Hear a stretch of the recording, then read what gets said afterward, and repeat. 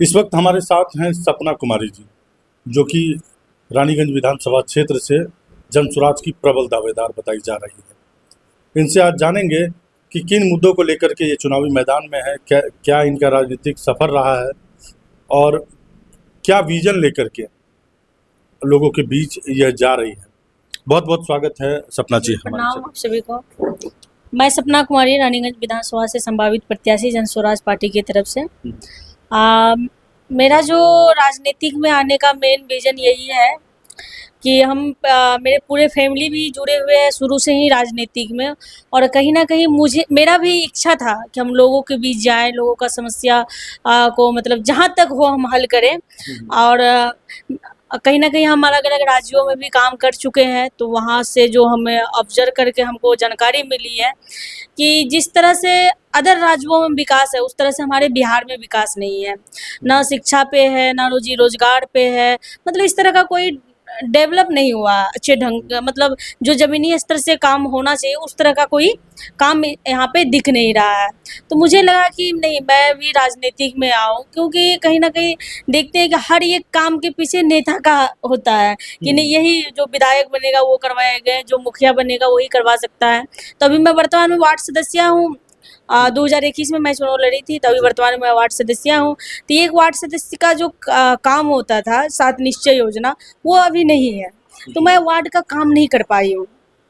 तो लोगों का, अगर आप वार्ड में जाएंगे किसी भी वार्ड में, वो मुखिया को नहीं जानते, डायरेक्टली वार्ड मेंबर को पकड़ते हैं कि नहीं हमारे वार्ड में आप हैं तो आप ये काम कीजिए। तो जो हम देखे विकास, जो सोच से हम आए उस ढंग का मतलब कुछ सरकार की तरफ से हमें वो सहयोग नहीं मिला कि हम विकास करें।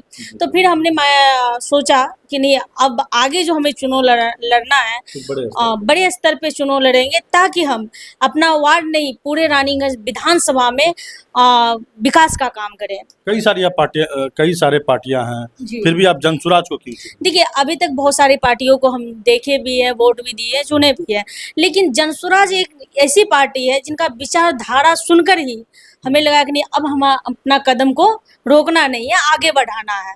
इनका जो विचारधारा है कहीं ना कहीं लोगों को यही चाहिए, रोजी रोजगार चाहिए, उस शिक्षा चाहिए, अच्छी स्वास्थ्य चाहिए। जब तक आप अपने परिवार के साथ नहीं रहते हैं तो बहुत ज़्यादा दुख होता है कि मैं एक बाहर रह के आई हूँ, मैं भी एक अपना परिवार का दर्द को मैं महसूस की हूँ बाहर में रहने को। अपने बच्चे को छोड़ के जब मैं अपने अदर राज्यों में काम करने गई हूँ तो मुझे महसूस हुआ है कि जब मुझे इतना दर्द हो सकता है तो मेरे जो भाई है, पिता है, वो लोग जो सालों साल बाहर रहते हैं, तो उन लोगों को कितना दर्द होता होगा। तो वो अगर वही रोजी रोजगार हमारे बिहार में आ जाए तो कहीं ना कहीं सब अपने परिवार के साथ रहेंगे, बुजुर्ग माँ बाप के साथ रहेंगे, अपने बाल बच्चे के साथ रहेंगे। तो जनसुराज का मेन मुद्दा जो है यही है, पलायन रोकना, रोजगारी मतलब रोजी रोजगार देना यहाँ पे बिहार में, मतलब जो भी बिहार का बेटा है तो बिहार में ही रहेंगे, बाहर नहीं जाएंगे। आप दलित महादलित जो हैं उसी परिवार से आप आते हैं। मैं और सबसे अधिक जो वोटर हैं, कोर वोटर भाजपा के दलित और महादलित ही माने जाते हैं। इन सब वोटरों को कैसे आप जनसुराज में लाएंगे? देखिए, मैं एक महादलित परिवार से हूँ, और जनसुराज में इन सब वोटर को कैसे लाना है, देखिए अभी तक जो कहीं ना कहीं रानीगंज विधानसभा में भी सबसे ज्यादा वोट है हमारे मुसर समाज के, मतलब दलित समाज के, लेकिन ये सिर्फ यूज करने के लिए, इनका कोई विकास नहीं हुआ है। मैं आपको, अगर आप कभी मौका मिले आप आइए, तो मैं उन सब गांव में लेके जाऊंगी जहाँ पे कि सिर्फ ये लोग वोट देते हैं लेकिन इनका विकास नहीं होता है, वही की वही है। और सबसे ज्यादा अगर पलायन करते हैं तो दलित समाज के लोग ही करते हैं। उनका जो पहले तो जो है युवा जाते थे, वहाँ हमारे पिता भाई जाते थे, लेकिन अब क्या है, हमारी महिलाएं ही जा रहे हैं, छोटे छोटे बच्चे, मतलब पूरा परिवार पलायन कर रहे हैं।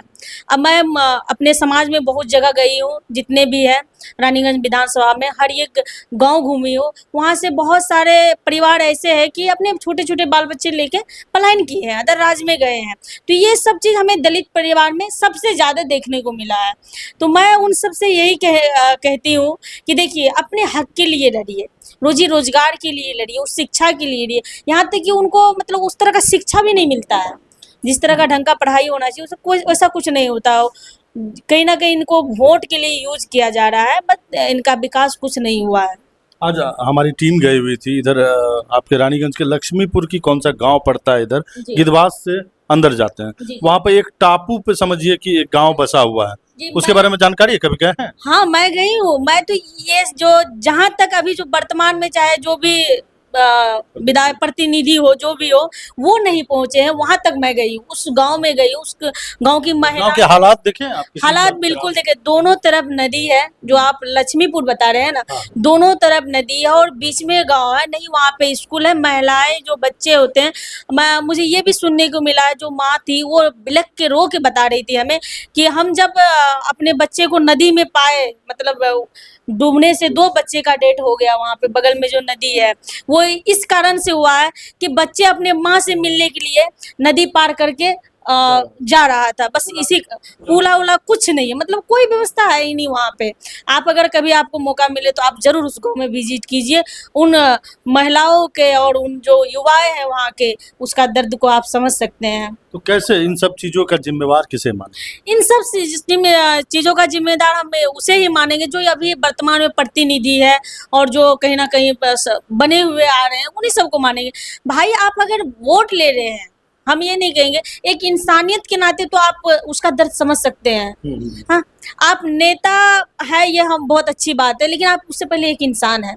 आप कभी उनके बीच में जाइए, उनसे मिलिए, क्या तकलीफें हैं, क्या दिक्कतें हैं, उन सब चीज को आप अपने आंख से देख सकते हैं। कहीं ना कहीं हम ज्यादा नहीं, थोड़ा तो मदद कर सकते हैं। वहाँ पे रोड मतलब कुछ नहीं, दोनों तरफ नदी है, नहीं पुल है, नहीं रोड है, स्कूल भी नहीं है वहाँ पे, मतलब किसी का घर भी उस ढंग का नहीं है। आप अगर कभी जाएं तो देखने को मिलेगा आपको। तो क्या क्या लगता है, नई पार्टी है जनसुराज, अभी ठीक ढंग से साइंबोल भी याद नहीं है, उसके जहन में आप कैसे जनसुराज का साइंबोल घुसाएंगे? देखिए, हम जो लोगों को बताते हैं, जो हमारी पार्टी की मुद्दा है उसे हम लोगों तक पहुंचाते हैं, लोग को बताते हैं। कहीं ना कहीं लोग बहुत ज़्यादा जुड़ रहे हैं, जनसुराज से आ रहे हैं, ये इसका विचारधारा सुन के। जो ये पलायन का है कि अभी तक वोट, जो हम लोगों को यही बताते हैं कि अभी तक जो आप वोट किए हैं, पार्टी के लिए किए हैं, जाति के लिए किए हैं, बट आप अपने रोजी रोजगार के लिए नहीं किए हैं, अपने बच्चे की उस शिक्षा के लिए नहीं किए हैं। तो अब की बार जो करना है, अपने बाल बच्चे के लिए कीजिए वोट, रोजी रोजगार के लिए कीजिए, उस शिक्षा के लिए कीजिए, स्वास्थ्य के लिए कीजिए, मतलब अपने लिए कीजिए। जी रानीगंज विधानसभा का मुख्य मार्केट जो रानीगंज बाजार है, जी जी। वो जाम के कारण वहाँ की पूरी व्यवस्था रेंग रही है, इस पर क्या कहना है? जाम तो जो है जाम है ही, बट वहाँ के जो बस स्टैंड है, इतना मतलब उसको कहा ही नहीं जाता कि बस स्टैंड है। मैं कहती हूँ कि एक होता है ना, आप कहीं अगर जाओगे, मार्केट वगैरह छोटा सा रहता है, बगल में गली नाली, मतलब वहाँ पे लगता है कि डंपिंग यार्ड बोल सकते हैं। हाँ बिल्कुल, उसी तरह का कोई वहाँ पे ढंग का बस स्टैंड नहीं, हम बोलेंगे एक नाला है वहाँ पे, बस, और विशेष कुछ नहीं है। बस स्टैंड के नाम पे वो नाला है, बस स्टैंड नहीं है। ये सिर्फ चीज पे कौन फोकस कर सकता है? वही जो प्रतिनिधि है वही ना कर सकता है, लेकिन अभी तक वहाँ पे कोई विशेष रूप से कोई काम नहीं हुआ है। अब बस स्टैंड की तो बात छोड़िए, हम ब्लॉक की व्यवस्था करें, जो जिसमें कि सीओ बीडीओ सब बैठते, सारे प्रतिनिधि भी आते हैं, वहाँ पे एक शौचालय, मतलब ढंग का शौचालय नहीं है, बहुत ही खराब व्यवस्था है, जंगले चारों ओर लगे हुए हैं, कचरा चारों ओर फैले हुए हैं, इसमें कोई फोकस करने वाले नहीं है। तो मतलब नीतीश कुमार का दावा जो है जी। रानीगंज में 0 सन्नाटा है। जीरो है, मैं यही कहूंगी कि बिल्कुल जीरो है, कोई ढंग का काम हुआ ही नहीं है। विधायक जी तो गिना रहे हैं कि सैकड़ों से अधिक पुल पुलिया बनाए हैं, सड़कें बनी है, नल में जल आ रहा है, इन सब चीजों पर क्या कहें? देखिए, सैकड़ों बोलने से ज्यादा करने पे ध्यान देना चाहिए। आप बोल देते हैं कि मतलब इतना इतना काम किए, हम सड़क बनाए, ये बनाए, हाँ हम मानते हैं कि आप बनाए हैं, लेकिन कहाँ बनाए वो दिखना भी तो चाहिए। बहुत जगह दिख रहा है, 4 लेन बना देने से विकास नहीं है। जो जहाँ पे लोग हैं हमारे, जहाँ पे समाज है, कहीं ना कहीं जनसंख्या, वहां तक आप पहुंचिए ना। वहां तक तो अभी एक स्कूल, मतलब एक सड़क तक, नाला तक नहीं बने हैं, ये नल जल योजना तक नहीं पहुंचे हैं। मैं उस क्षेत्र में आपको लेके जाऊंगी, आप खुद वहाँ के पब्लिक से ओपिनियन ले सकते हैं कि क्या व्यवस्था है वहाँ पे। रोड भी बहुत तरह का है, लेकिन टूटा फूटा, मतलब इस तरह का ढंग का काम नहीं हुआ है, लेकिन उस ढंग का काम नहीं हुआ। नीतीश कुमार ताबड़तोड़ घोषणाएं कर रहे हैं, 10,000 रुपया जीविका समूह दीदियों को दे रहे हैं, पेंशन बढ़ा दिए हैं, तो ये सब चीज को कैसे देखते हैं? देखिए, जहाँ तक पेंशन की बात रही, इससे पहले जो सरकार थी वो 70 रुपया से दे जा रहे थे, उसके बाद जो आई 400 रुपया किया गया, 400 रुपया चल रहा था। लेकिन आप सुने होंगे जब से प्रशांत किशोर जी ने कहा कि हम 2000 रुपया पेंशन देंगे, उसके बाद इन्होंने क्या किया, 1100 रुपया पेंशन कर दिया। तो हम ये कहना चाहेंगे जब चुनाव आता है, नज़दीक हो जाता है, उससे पहले आप 5 साल सो जाते हैं, 4 साल सो जाते हैं। जैसे चुनाव नज़दीक आता है वैसे आप बिजली फ्री कर रहे हैं, 10,000 रुपये देने की बात कर रहे हैं, पेंशन दे रहे हैं। तो भाई आप 4 साल तक सो क्यों जाते हैं? मैं यही सवाल करना चाहूँगी कि आप 4 साल तक सो जाते हैं, जैसे चुनाव नज़दीक आता है आप ये सब फ्री करना स्टार्ट, तो आप लोगों को गुमराह क्यों कर रहे हैं?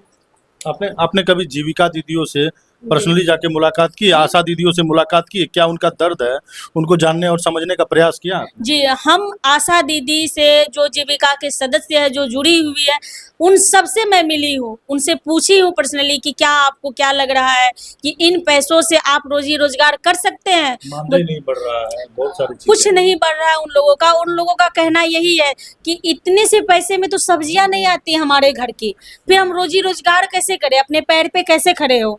उन लोगों का कहना है कि अगर हम लोगों को उचित राशि दिए जाते ताकि हम अपना कोई बिजनेस कर सके, दुकान कर सके, रोजी रोजगार कर सके, अपने पैर पे खड़ा हो सके, लेकिन इस तरह का कोई पैसे वगैरह उन लोगों को नहीं दिया जाता है। 10,000 5,000 से कुछ होने जाने वाला है नहीं, और उनका भी ब्याज लिए जाते हैं।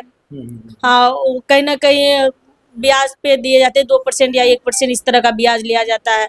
तो दीदी लोग का कहना यही है कि हम लोग 10 रुपया देते भी हैं, प्रत्येक सप्ताह वो लोग जमा करती है, दीदी लोग 10 रुपया जमा करती है, उसके बाद उसको 10,000 रुपये दिए जाते हैं। अगर वो लोग चाही तो वही 10 रुपया अपने पास भी जमा करके रख सकती है। उनका कहना यही कि हमें उस ढंग का राशि दिया जाए ताकि हम अपना रोजी रोजगार कर सके। तो हमारी पार्टी जो है 5 लाख रुपये ओनली 4% सरासर ब्याज पे दे रही है ताकि रोजी रोजगार कर सके। जब सरकार आती है तब दिए जाएंगे रोजी रोजगार करने के लिए जी। तो आप रानीगंज की बेटी हैं, हमारे दर्शकों को, आपने रानीगंज विधानसभा क्षेत्र वासियों की माताओं एवं बहनों को क्या कहना चाहेंगे? मैं आपको हाथ जोड़ के यही कहना चाहूंगी कि मैं आपकी बहू भी हूँ, बेटी भी हूँ और बहन भी हूँ रानीगंज विधानसभा के। तो अब की बार जो आप लोग वोट कीजिएगा, ना जाति पे कीजिएगा, ना पार्टी पे कीजिएगा, अब की बार वोट आप लोग अपने बाल बच्चे के उज्जवल भविष्य के लिए कीजिए, रोजी रोजगार के लिए कीजिए, उस शिक्षा के लिए कीजिए और उस प्रतिनिधि को कीजिए जो कि आपके हक के लिए लड़े, आपके सुख दुख को समझे, आप उसको वोट कीजिए, ना कि आपको करें, ना कि आपको। मतलब अपने अपने बच्चे के भविष्य को देख करके वोट करें। बिल्कुल, वो स्वतंत्र है, वो अपने बाल बच्चे की भविष्य के लिए वोट करे, रोजी रोजगार के लिए करे, मैं यही कहना चाहूंगी। तो ये थी सपना कुमारी, जनसुराज से प्रबल दावेदार खुद को बता रही है। और अब देखना यह दिलचस्प होगा कि जनसुराज पार्टी की प्रशांत किशोर जी इनको टिकट देते हैं और क्या रानीगंज की जनता इन पर भरोसा अपना जताती है, क्या क्षेत्र का विकास इनके हाथों में सौंपती है। तो बने रहिए हमारे साथ।